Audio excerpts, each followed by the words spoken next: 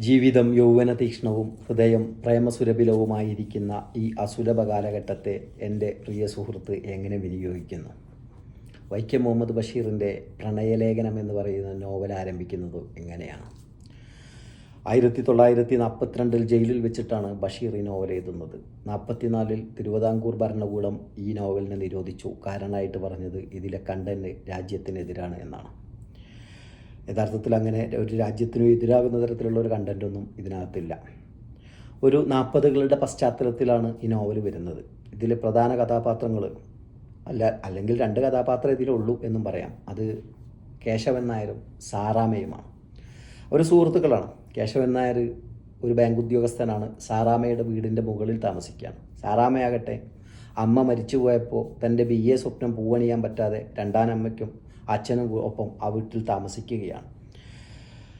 അവർ തമ്മിൽ സുഹൃത്തുക്കളാണെന്ന് പറഞ്ഞല്ലോ. ആ സൗഹൃദം കേശവൻ നായർക്ക് പ്രണയമായി മാറുകയാണ്. ആ പ്രണയം സാറാമ്മയോട് പറയാനുള്ള വഴി ആലോചിച്ച് വളരെ സുന്ദരമായൊരു പ്രേമലേഖനം തയ്യാറാക്കുകയാണ്.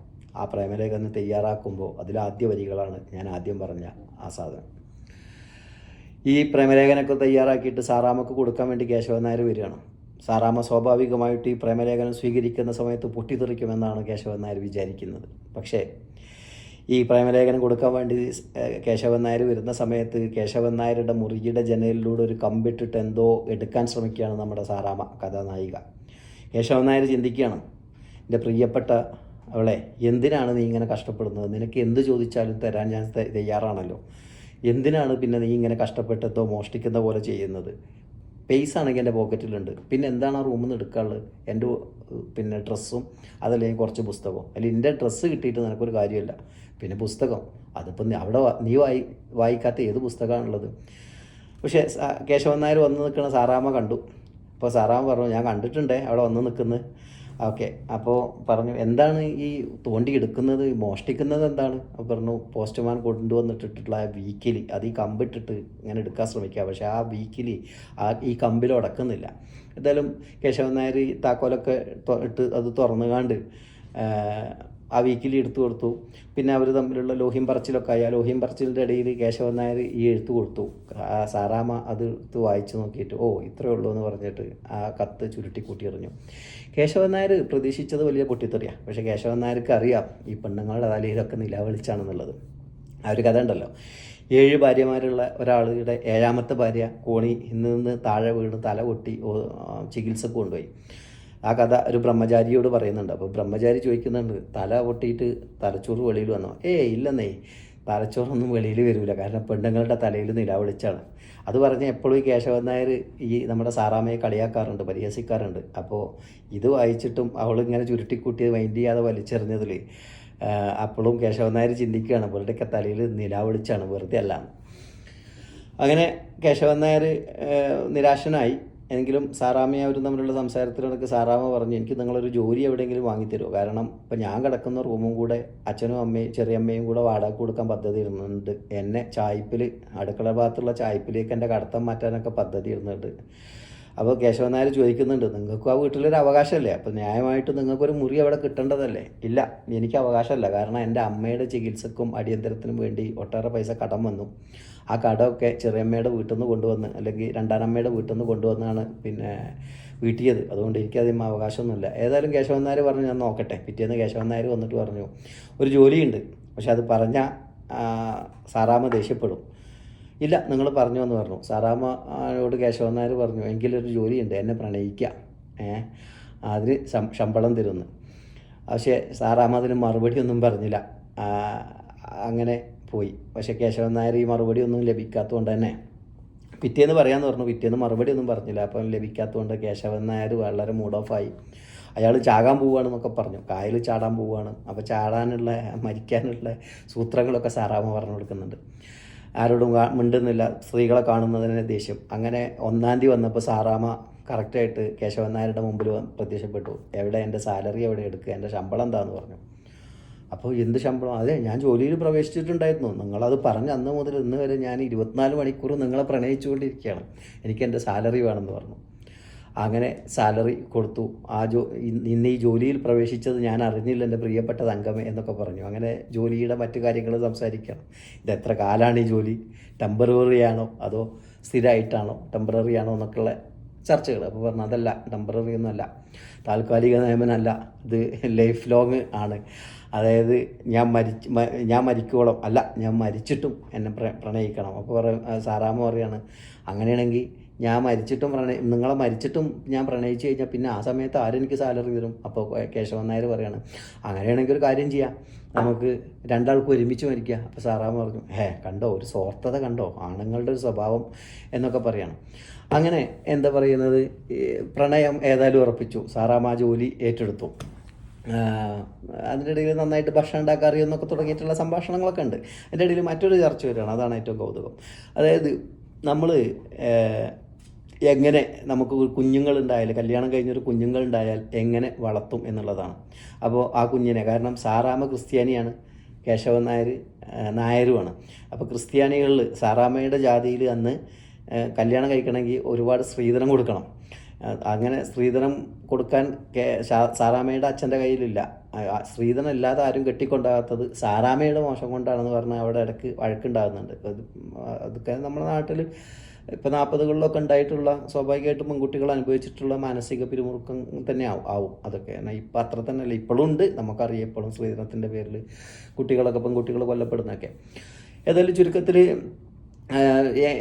കുട്ടികളുണ്ടായാൽ ഏത് മതത്തിൽ ചേർക്കും? അപ്പോൾ അവർ പറയുകയാണ് ഒരു മതത്തിലും ചേർക്കണ്ട, നമുക്ക് നമ്മുടെ കുട്ടികളെ എല്ലാ മതങ്ങളും പഠിപ്പിക്കുക, എന്നിട്ട് അതിൽ നല്ലത് ഏതാണെന്ന് വെച്ചാൽ ആ കുട്ടി തിരഞ്ഞെടുക്കട്ടെ എന്ന് പറയുകയാണ്. നല്ലൊരു തീരുമാനമാണ്. കാരണം ഒരാളുടെ മതം ജനനം കൊണ്ടല്ല, അയാൾ മനസ്സിലാക്കിയിട്ട് ആ തിരഞ്ഞെടുപ്പിലേക്ക് പോവുകയാണെങ്കിൽ ഈ ലോകം എത്ര സുന്ദരായനെ, എത്ര വലിയ ഒരു കാഴ്ചപ്പാടാണ് ബഷീർ ആ കാലത്ത്, അതായത് 1942 മുമ്പോട്ട് വെക്കുന്നത് എന്നുള്ളത് ഏറെ ചിന്തനീയമായിട്ടുള്ള സാധനമാണ്. അങ്ങനെ കുട്ടിയുടെ പേരോ, കാരണം പേരിൽ 42 ബഷീർ എഴുതുമ്പോൾ ഇന്ന് നമ്മൾ പല അഭിപ്രായങ്ങളും പറയുമ്പോൾ നമ്മളുടെ പേര് നോക്കിയിട്ട്, നമ്മളുടെ നിലപാടോ അല്ലെങ്കിൽ നമ്മുടെ ആശയോ ആദർശമോ എന്തോ ആവട്ടെ, നമ്മളെ പേര് നോക്കിയിട്ട് ആളുകൾ ജഡ്ജ് ചെയ്യും. പക്ഷേ ബഷീർ ആ കാലത്തേത് കണ്ടു, 42 കണ്ടു. പേര് ഇപ്പോൾ ഏതെങ്കിലും ഒരു പേരിട്ട് കഴിഞ്ഞാൽ, ഇപ്പോൾ ഒരു മുസ്ലിം പേരിട്ടാലോ എന്ന് ചോദിക്കുന്നുണ്ട്. അപ്പോൾ ആളുകൾ ഇവൻ മുസ്ലിമാണെന്ന് വിചാരിക്കൂലേ, ഹിന്ദു പേരിട്ടാൽ ഹിന്ദു പേരാണെന്ന് അറിയില്ലേ. അപ്പോൾ ഇതൊന്നും അല്ലാത്തൊരു പേരുമാണ്. അപ്പോൾ എന്താണ്, ചെമ്മീൻ കുട്ടാന്നോ, കരിമീൻ കുട്ടാന്നോ, കായൽ കുട്ടാന്നോ, അങ്ങനെ എന്തെങ്കിലുമൊക്കെ പേര് വിളിക്കാം എന്ന് പറയുന്നു. പക്ഷെ അതൊന്നും ഒരു സുഖം കിട്ടുന്നില്ല. വിളിച്ചു വെക്കുമ്പോൾ എൻ്റെ ചെമ്മീൻ കുട്ടൻ എവിടെ, എൻ്റെ കരിമീൻ കുട്ടൻ എവിടെ എന്നൊക്കെ ചോദിക്കുമ്പോൾ ഒരു സുഖമല്ല. അപ്പോൾ അവർ പറഞ്ഞു ഒരു കാര്യം ചെയ്യാം, ഇപ്പോഴത്തെ ഒരു ചൈനീസ് പേരിട്ടാലോ. അപ്പോൾ ചൈനീസ് പേര് എങ്ങനെ ഉണ്ടാവും? അപ്പോൾ പറയുന്നത് ഡുങ്കിഡിങ്കിടോ, എൻ്റെ ഡുങ്കിടങ്കിടോ മോനെ എവിടെയെന്ന് ചോദിച്ചാൽ അതിനൊരു ഭംഗിയില്ല. അല്ലെങ്കിൽ പിന്നെ സ്കൈ എന്ന് ചേർത്തിട്ട് പേരിട്ടാൽ മതി, സ്കി റഷ്യൻ സ്റ്റൈലിൽ സ്കി, ചപ്ലോസ്കി എന്ന് വേണമെങ്കിൽ വിളിക്കാം.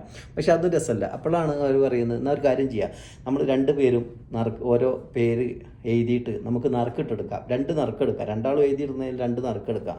അങ്ങനെ പേര് എഴുതിയിട്ടു. ആ പേര് എഴുതിയിട്ടപ്പോൾ അതിൽ നിന്ന് കിട്ടിയ പേര്, ഒരാളുടെ പേര് മിഠായി, ഒരു പേര് മിഠായി, ഒരാളുടെ ആകാശം. അപ്പോൾ മിഠായി ആകാശമേ, അല്ലെങ്കിൽ എൻ്റെ മിഠായി ആകാശമേ എന്ന് വിളിക്കുകയാണ്. അപ്പോൾ അതൊരു സുഖം കിട്ടണില്ല. അപ്പോൾ കേശവൻ നായർ പറഞ്ഞു അങ്ങനെയല്ല, ആകാശ മിഠായി, അത് നല്ല പേരാണ്.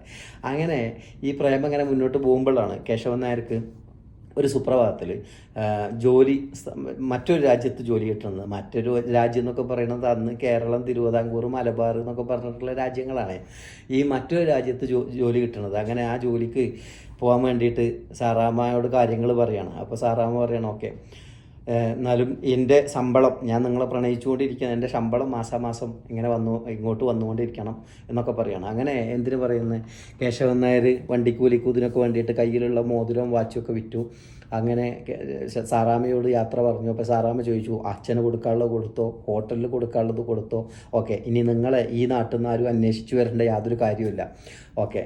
അങ്ങനെ എന്താ പറയുന്നത്, ഈ കേശവൻ നായർ മറ്റൊരു നാട്ടിലേക്ക് റൂമൊക്കെ വിട്ട് പോവുകയാണ്. അപ്പോൾ സാറാമ്മയോട് പറയുന്നുണ്ട് നീയും എൻ്റെ കൂടെ പോകുന്നെങ്കിന്ന്. ചുരുക്കത്തിൽ രാവിലെ ചെന്നിട്ട് സാറാമ്മയോട് യാത്ര പോകണമെന്ന് രാവിലെ ചെന്നിട്ട് സാറാമ്മയോട് യാത്ര പറയാൻ വേണ്ടിയിട്ട് സാറാമ്മയുടെ ജനൽ തുറന്ന് നോക്കുമ്പോൾ സാറാമ്മയും കാണാനല്ല, സാറാമ്മേൻ്റെ പെട്ടിയും കാണാനല്ല. അവിടെ ഒരു എഴുത്തുണ്ട്. ആ എഴുത്തെടുത്ത് വായിച്ചു നോക്കി. അപ്പോൾ അച്ഛനും ചെറിയമ്മക്കും എഴുതിയിട്ടുള്ള കത്താണ്.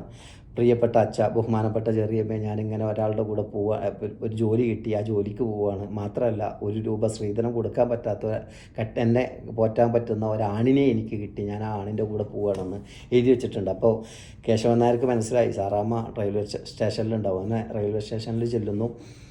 എന്താ പറയുക, അവർ പിന്നെ കണ്ടുമുട്ടുന്നു. അങ്ങനെ വണ്ടി കയറി പോകുന്നു. വണ്ടി കയറി പോകുമ്പോൾ പിന്നെ ഒരു ചായ കുടിക്കണം തോന്നുകയാണ്. അപ്പോൾ ഒരാൾക്ക് ചായ, ഒരാൾക്ക് കാപ്പിയും പറഞ്ഞു. അപ്പോൾ സാറാമ്മ ഗർവിച്ചു, നിങ്ങൾ എന്ത് മനുഷ്യനാണ്, ഞാൻ പറഞ്ഞ കാപ്പി തന്നെ കുടിച്ചാൽ പോലെ നിങ്ങൾക്ക് എനിക്ക് വേണ്ടി ത്യാഗം ചെയ്തൂടെ? പ്രേമത്തിന് വേണ്ടിയിട്ട് എത്ര രാജാക്കന്മാർ അധികാരം വിട്ടു കഴിഞ്ഞിട്ടുണ്ട്, ചീങ്കണ്ണികളോട് വരെ യുദ്ധം ചെയ്തിട്ടുണ്ട്.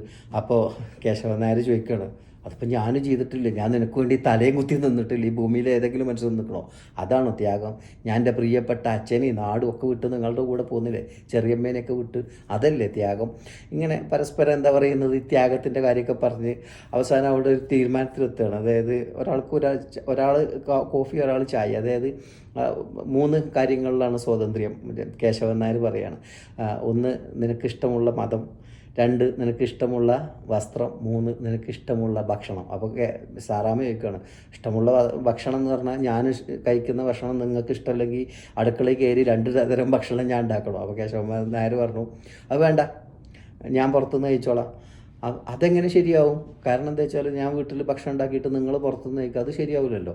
എന്നാൽ വേണ്ട, എൻ്റെ തങ്കത്തിൻ്റെ ഇഷ്ടം പോലെ ഞാൻ ആ ഭക്ഷണം കഴിക്കുക എന്ന് പറയുന്ന, ആ കുടുംബം എന്ന് പറയുന്ന എസ്റ്റാബ്ലിഷ്മെൻറ്റ് അവിടെ രൂപപ്പെടുന്നതിൻ്റെ മനോഹരമായ ഒരു കാഴ്ച. അങ്ങനെ ഒരാൾ ചായയും ഒരാൾ കാപ്പിയും കുടിച്ചു, സൂര്യൻ മനോഹരമായിട്ട് പുഞ്ചിരിച്ചുദിച്ചു എന്ന് പറയുന്നതായിട്ടാണിത് അവസാനിക്കുന്നത്. അതായത് ഒരു മെയിൽ ഡോമിനൻ്റ് സൊസൈറ്റിയിൽ സ്ത്രീ, ഇത് എഴുതുന്ന കാലത്തെ കൂടെ പരിഗണിക്കുമ്പോഴാണ് ഈ നോവലിൻ്റെ ഒരു പ്രസക്തി എന്ന് പറയുന്നത്. 42-ലൊക്കെയുള്ള പുരുഷാധിപത്യത്തിൻ്റെ ഒരു വലിയ ഒരു മൂർത്തിഭാവം നിലനിൽക്കുന്നൊരു കാലത്ത് ഇത്ര ഒരു ആശയം കൊണ്ടുവരികയും ഇതുപോലെ ഒരു മിക്സഡ് ആയിട്ടുള്ള വിവാഹം, പിന്നെ 2 ജാതികൾ തമ്മിലുള്ള വിവാഹത്തെ ഇങ്ങനെ ഇതാക്കുകയും ഈ രീതിയിൽ ഒരു നല്ല മനുഷ്യനായിട്ട്, അതായത് കുട്ടികളുടെ മതം എങ്ങനെയാകണം, പേരെങ്ങനെയാവണം എന്നൊക്കെ തിരഞ്ഞെടുക്കാനുള്ള ഒരു അവകാശം അവർക്ക് നൽകുകയും അത് തിരഞ്ഞെടുക്കാനുള്ള വിവേകത്തെ അവർക്ക് പഠിപ്പിച്ചു കൊടുത്തിട്ട് അവരെ കൊണ്ട് അത് തിരഞ്ഞെടുപ്പിക്കാൻ പറ്റുന്ന രീതിയിലുള്ളൊരു ലോകവും സ്വപ്നം കണ്ട വലിയ നല്ലൊരു പിന്നെ നോവലായിട്ടാണ് എനിക്കിത് തോന്നിയിട്ടുള്ളത്. ഏതായാലും ഇത് ഒരുപാട് ആൾ വായിച്ചിട്ടുണ്ടാവും. ഇപ്പം ഞാൻ ഈ പറഞ്ഞ പോലെ തന്നെ ആവണമെന്നില്ല മറ്റുള്ളവർ വായിച്ചിട്ടുണ്ടാവും. ഏതായാലും ഞാൻ വായിച്ച് മനസ്സിലാക്കിയൊരു കാര്യമാണ്. ഞാൻ 2-3 വട്ടം വായിച്ചിട്ടുണ്ട്. ആ ഒരു ഇതിലാണ് ഇതിങ്ങനെ വെറുതെ ഇരുന്നപ്പോൾ പറയാമെന്ന് വിചാരിച്ചത്. ഏതായാലും ഇത്രയും നേരം എന്നെ കേട്ട എല്ലാവർക്കും നന്ദി. പിന്നെ നിങ്ങൾക്ക് ഈ പരിപാടി ഇഷ്ടപ്പെടുന്നുണ്ടെങ്കിൽ ഒരു സബ്സ്ക്രൈബോ. ജീവിതം യൗവന തീക്ഷ്ണവും ഹൃദയം പ്രേമസുരഭിലവുമായിരിക്കുന്ന ഈ അസുലഭകാല